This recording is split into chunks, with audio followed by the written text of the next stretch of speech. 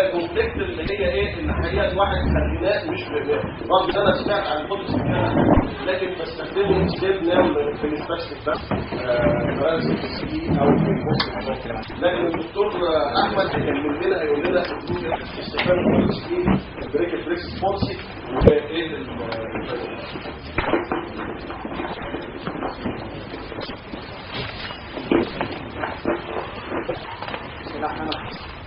يعني هو غرض البرزنتيشن دي مش before the scientific يعني مش بس ان احنا ايه نشرح when or how to use the Botox يعني لا هو actually كده يعني as the title the program and it is a joint research proposal يعني I'm just presenting this presentation because يعني في nervous palsy we are doing a lot of research and most of our research is a repetition of research that was done before elsewhere. The aim is if somebody is interested to work with us in this topic, we would like to make this topic as a subject for research.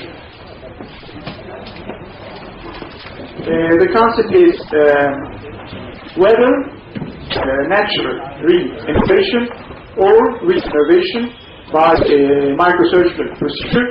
Re-innovation will take time and the muscles are always overcome by antagonists. That's why the interrogation contracture developed.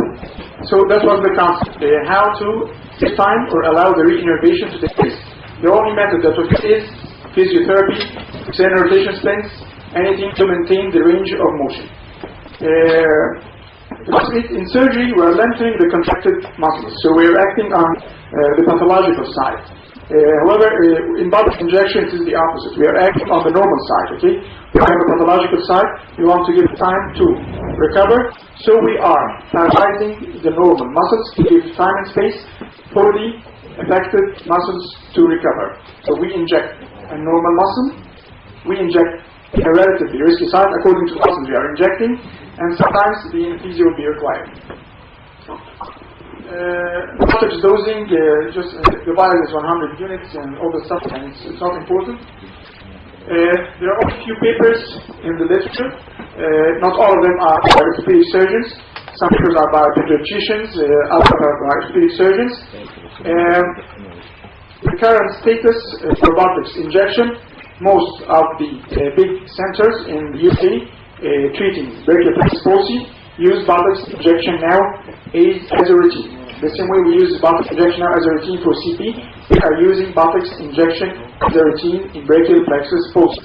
However, till now, there is no proof to say it is really beneficial, meaning that the literature is open. So if we do a research, a proper research, and if we publish it, it will gain importance because till now, nobody has actual proven evidence that this Botox injection will really make a difference. We have cases, like Dr. Softy said, more than anyone else, okay? So if we can work on this, make a protocol, a multi-institutional research, then we can really do something. This is one of the main papers speaking about Botox injection. Well, in this paper, he gives the Botox injection very early. When he had 23 children, the muscles that were given Botox injection had a full active movement scale, a grade of 7. And he said that he had no complications and the effects, like you know about Botox, dramatic and persist to 5 months. If you use single injection, or the other centers do use injection to repeat 3 times. The muscles that they injected was the triceps, pectoralis major, and the latissimus dorsale. His papers have published results on both the elbow and the shoulder. Other papers have focused only on the shoulder.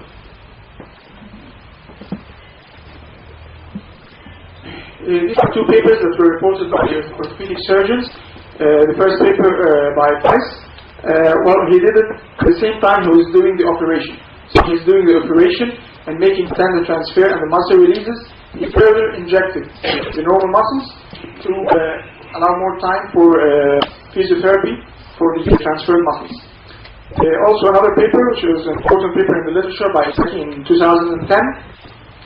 They had the posterior shoulder subluxation in the neonates, and they did Botox injection.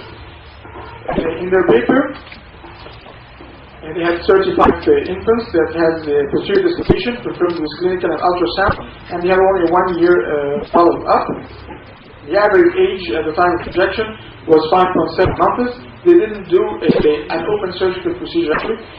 Well, what they did manipulation to reduce the dislocated shoulders, okay? And we said that the concept is that at the time of production of dislocation, we do a tendon transfer to stabilize the reduced shoulder, and instead they make a Botox injection to paralyze the nerve muscles and to prevent resubluxation or dislocation of the shoulder. They injected the pectoralis major, the subscapularis, and the teres major. And they also have been using ultrasonography. Why till now there's no solid evidence for the Botox in brachial plexus palsy? Of course, these are inherent in the Botox, and some problems are related to the brachial plexus palsy itself. Related to the brachial plexus palsy itself, till now, nobody can say what is the actual natural history of brachial plexus palsy. Okay? Because the difference in the published paper on the natural history was published by a neurologist, a pediatrician, or an orthopedic surgeon. Okay, so till now, we can say that there is a well-known natural history of how many cases will recover, how many cases will develop mild contraction or severe contraction. Another thing is a problem related to the Botox when it's used in CPU or other methods. Now, what is the effect if we just do the procedure and do casting or splinting for a prolonged time? Only, or if we use Botox only, if we use a combination of these. And there is no solid inclusion criteria. They're using Botox routine in most cases, which is whether they have undergone brachial plexus palsy surgery or whether they are waiting for the spontaneous recovery. But still, there is no guidelines for who to include. Okay, it depends on the center. And the final thing is this a proper allocation of resources? Well, said Perrin and all the other centers, they all use Botox injection. Well, Perrin didn't publish a paper on Botox, but he commented on the paper that they are using Botox injection routinely. Well, what I said at the end of this, okay, well, we have the Botox, okay, we have some cases, all the centers have other cases. If you are interested to make a combined protocol to work on Botox injection in patients with herpes zoster, well, to make a set of inclusion criteria and then to work it, okay, I think this can be very published and will be very important to the literature.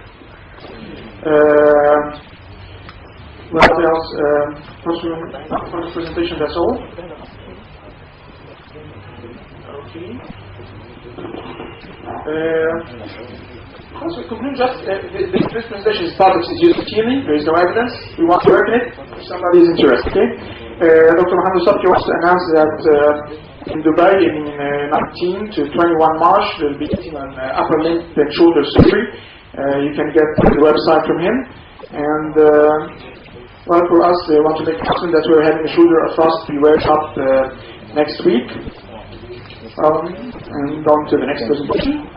زي كده احمد يعني هو للاسف عندنا البوكس اصلا اوريدي على شكل سي في، ولكن لو كان في اي سنتر انترستد ان هو يتعامل مع البريك تكساس سكند توك discuss why conserve